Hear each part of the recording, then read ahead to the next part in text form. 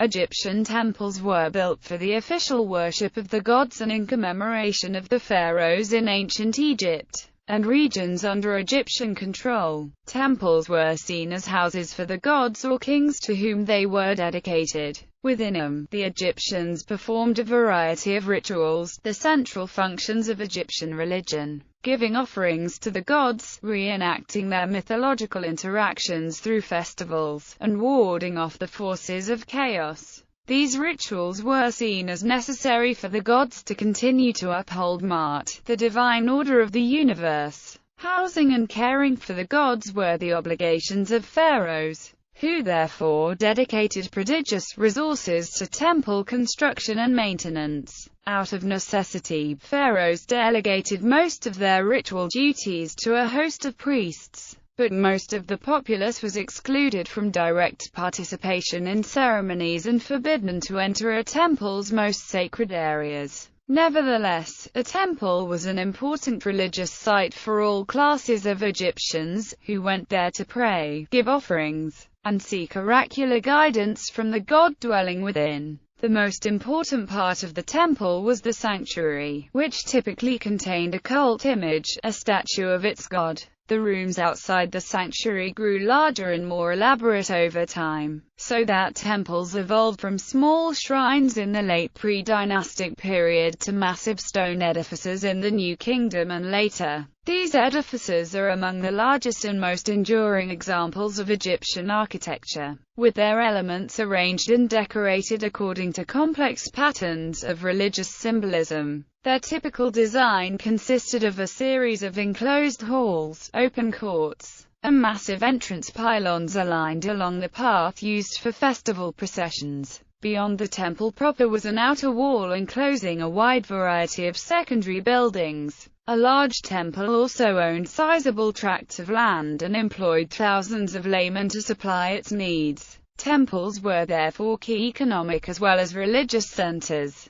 The priests who managed these powerful institutions wielded considerable influence. Despite their ostensible subordination to the king, they may have posed significant challenges to his authority. Temple building in Egypt continued despite the nation's decline and ultimate loss of independence to the Roman Empire. With the coming of Christianity, however, Egyptian religion faced increasing persecution, and the last temple was closed in AD 550. For centuries, the ancient buildings suffered destruction and neglect. But at the start of the 19th century, a wave of interest in ancient Egypt swept Europe, giving rise to the science of Egyptology and drawing increasing numbers of visitors to see the civilization's remains. Dozens of temples survive today, and some have become world-famous tourist attractions that contribute significantly to the modern Egyptian economy. Egyptologists continue to study the surviving temples and the remains of destroyed ones, as they are invaluable sources of information about ancient Egyptian society. Functions.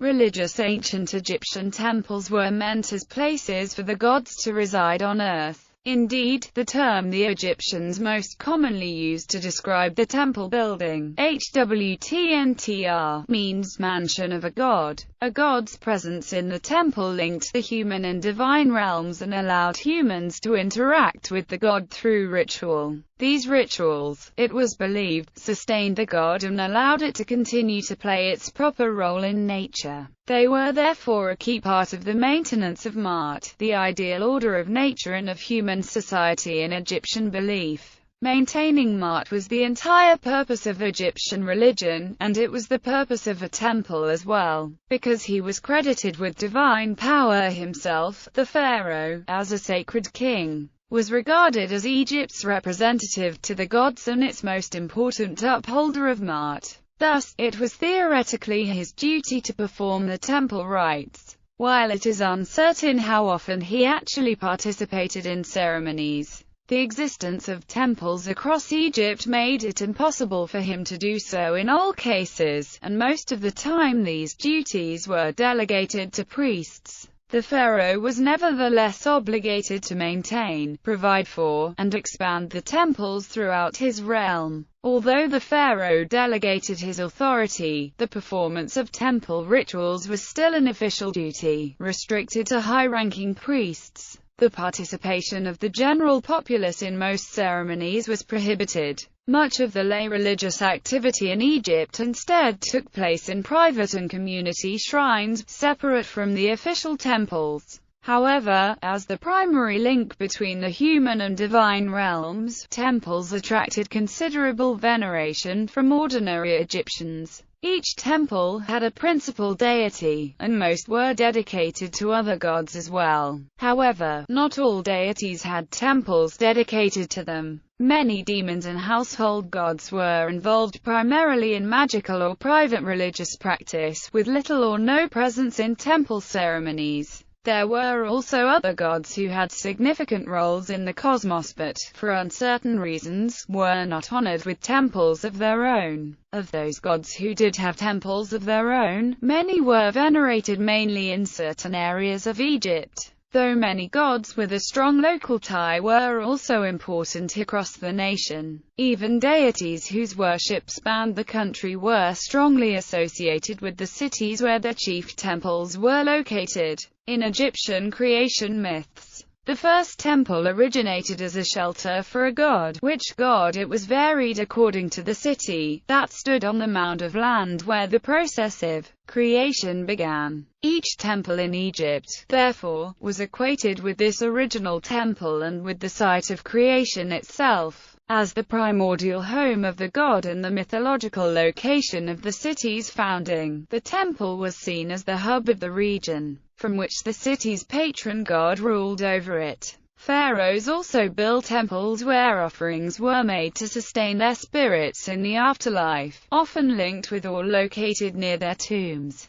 These temples are traditionally called mortuary temples, and regarded as essentially different from divine temples. However, in recent years some Egyptologists, such as Gerhard Hani, have argued that there is no clear division between the two. The Egyptians did not refer to mortuary temples by any distinct name, nor were rituals for the dead and rituals for the gods mutually exclusive. The symbolism surrounding death was present in all Egyptian temples. The worship of gods was present to some degree in mortuary temples. And the Egyptologist Stephen Quirk has said that, at all periods royal cult involves the god, but equally, all cult of the gods involves the king. Even so, certain temples were clearly used to commemorate deceased kings and to give offerings to their spirits. Their exact purpose is not fully understood. They may have been meant to unite the king with the gods, elevating him to a divine status greater than that of ordinary kingship.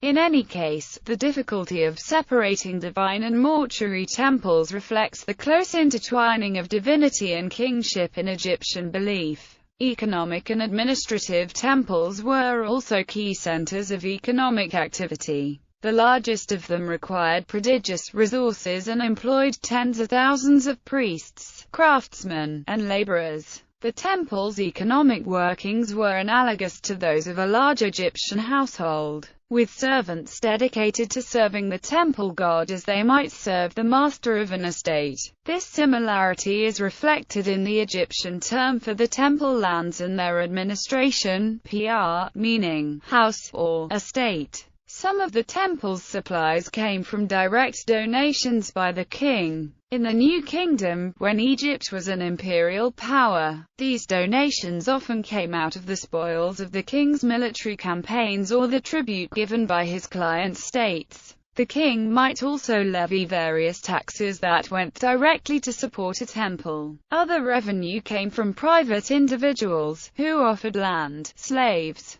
or goods to temples in exchange for a supply of offerings and priestly services to sustain their spirits in the afterlife. Much of the temple's economic support came from its own resources. These included large tracts of land beyond the temple enclosure, sometimes in a completely different region than the temple itself. The most important type of property was farmland, producing grain, fruit, or wine, or supporting herds of livestock. The temple either managed these lands directly, rented them out to farmers for a share of the produce, or managed them jointly with the royal administration. Temples also launched expeditions into the desert to collect resources such as salt, honey, or wild game, or to mine precious minerals. Some owned fleets of ships with which to conduct their own trade across the country or even beyond Egypt's borders. Thus, as Richard H. Wilkinson says, the temple estate often represented no less than a slice of Egypt itself, as a major economic center and the employer of a large part of the local population. The temple enclosure was a key part of the town in which it stood. Conversely, when a temple was founded on empty land, a new town was built to support it. All this economic power was ultimately under the pharaoh's control, and temple products and property were often taxed. Their employees, even the priests, were subject to the state corvée system, which conscripted labor for royal projects. They could also be ordered to provide supplies for some specific purposes. Ryckaert's trading expedition in the Old Kingdom was allowed to procure supplies from any temple it wished, and the mortuary temples of the Theban necropolis in the New Kingdom oversaw the provision of the royally employed tomb workers at Deir el-Medina. Kings could also exempt temples or classes of personnel from taxation and conscription. The royal administration could also order one temple to divert its resources to another temple whose influence it wished to expand. Thus, a king might increase the income of the temples of a god he favored, and mortuary temples of recent rulers tended to siphon off resources from temples to pharaohs long dead. The most drastic means of controlling the temple estates was to completely revise the distribution of their property nationwide, which might extend to closing down certain temples. Such changes could significantly alter Egypt's economic landscape. The temples were thus important instruments with which the king managed the nation's resources and its people. As the direct overseers of their own economic sphere, the administrations of large temples wielded considerable influence and may have posed a challenge to the authority of a weak pharaoh, although it is unclear how independent they actually were. Once Egypt became a Roman province, Roman officials sought to limit temples' power and independence. Temples were made to either pay rent to the government for the land they owned or surrender that land to the state in exchange for a government stipend. Their cults became tightly regulated, less self-supporting, and more dependent on government donations. Development. Early development. The earliest known shrines appeared in Egypt in a late pre-dynastic period, in the late 4th millennium BC, at sites such as Sais and Buto in Lower Egypt and Nekhen and Coptos in Upper Egypt. Most of these shrines were made of perishable materials such as wood, reed matting, and mud brick. Despite the impermanence of these early buildings, later Egyptian art continually reused and adapted elements from them, evoking the ancient shrines to suggest the eternal nature of the gods and their dwelling places. In the early dynastic period, the first pharaohs built funerary complexes in the religious center of Abydos following a single general pattern, with a rectangular mud brick enclosure. In the Old Kingdom that followed the early dynastic period, royal funerary monuments greatly expanded, while most divine temples remained comparatively small, suggesting that official religion in this period emphasized the cult of the divine king more than the direct worship of deities. Deities closely connected with the king, such as the sun god Ra and the goddess Hathor, received more royal contributions than other deities. Roz Temple at Heliopolis was one of the great religious centers of the age, and several Old Kingdom pharaohs built large sun temples in his honor near their pyramids. Meanwhile, the small provincial temples retained a variety of local styles from pre-dynastic times, unaffected by the royal cult sites. The expansion of funerary monuments began in the reign of Djoser, who built his complex entirely of stone and placed in the enclosure a step pyramid under which he was buried. the Pyramid of Djoser. For the rest of the Old Kingdom, tomb and temple were joined in elaborate stone pyramid complexes. Near each pyramid complex was a town that supplied its needs, as towns would support temples throughout Egyptian history. Other changes came in the reign of Sneferu, who, beginning with his first pyramid at Needham, built pyramid complexes symmetrically along an east-west axis, with a valley temple on the banks of the Nile linked to a pyramid temple at the foot of the pyramid. Sneferu's immediate successors followed this pattern, but beginning in the late Old Kingdom, pyramid complexes combined different elements from the axial plan and from the rectangular plan of Djoser. To supply the massive pyramid complexes, kings founded new towns and farming estates on undeveloped lands across Egypt. The flow of goods from these lands to the central government and its temples helped unify the kingdom. The rulers of the Middle Kingdom continued building pyramids and their associated complexes. The rare remains from Middle Kingdom temples, like the one at Medinet Mahdi, show that temple plans grew more symmetrical during that period. In divine temples made increasing use of stone. The pattern of a sanctuary lying behind a pillared hall frequently appears in Middle Kingdom temples, and sometimes these two elements are fronted by open courts, foreshadowing the standard temple layout used in later times. New Kingdom. With greater power and wealth during the New Kingdom, Egypt devoted still more resources to its temples, which grew larger and more elaborate. Higher-ranking priestly roles became permanent rather than rotating positions, and once again they controlled a large portion of Egypt's wealth. The Egyptologist Anthony Spaulding suggests that, as the influence of temples expanded, religious celebrations that had once been fully public were absorbed into the temple's increasingly important festival rituals. The most important god of the time was Ammon, whose main cult center, the precinct of Ammon-Re at Karnak in Thebes, eventually became the largest of all temples, and whose high priests may have wielded considerable political influence. Many temples were now built entirely of stone, and the general plan became fixed, with the sanctuary, halls, courtyards, and pylon gateways oriented along the path used for festival processions. New Kingdom pharaohs ceased using pyramids as funerary monuments and placed their tombs a great distance from their mortuary temples. Without pyramids to build around, mortuary temples began using the same plan as those dedicated to the gods. In the middle of the New Kingdom, Pharaoh Akhenaten promoted the god Aten over all others and eventually abolished the official worship of most other gods. Traditional temples were neglected while new Aten temples, differing sharply in design and construction, were erected. But Akhenaten's revolution was reversed soon after his death, with the traditional cults reinstated and the new temples dismantled. Subsequent pharaohs dedicated still more resources to the temples, particularly Ramesses II, the most prolific monument builder in Egyptian history. As the wealth of the priesthoods continued to grow, so did their religious influence.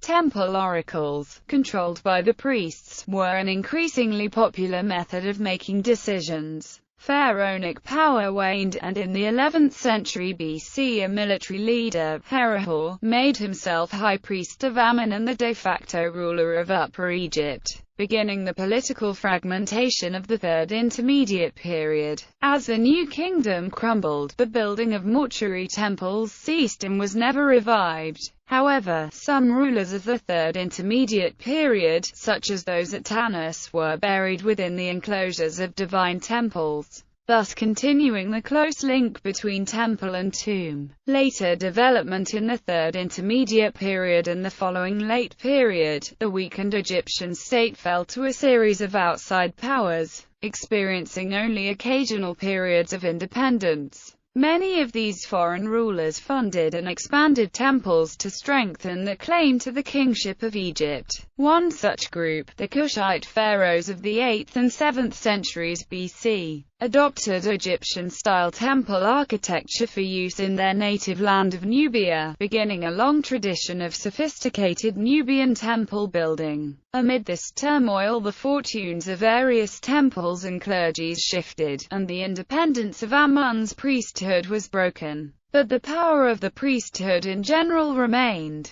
Despite the political upheaval, the Egyptian temple style continued to evolve without absorbing much foreign influence. Whereas earlier temple building mostly focused on male gods, goddesses and child deities grew increasingly prominent, temples focused more on popular religious activities such as oracles, animal cults, and prayer. New architectural forms continued to develop, such as covered kiosks in front of gateways, more elaborate column styles, and the mumasi, a building celebrating the mythical birth of a god. Though the characteristics of the late temple style had developed by the last period of native rule, most of the examples date from the era of the Ptolemies, Greek kings who ruled as pharaohs for nearly 300 years. After Rome conquered the Ptolemaic kingdom in 30 BC, Roman emperors took on the role of ruler and temple patron, reducing the temple's wealth and political power. Many temples in Roman Egypt continued to be built in Egyptian style. Others,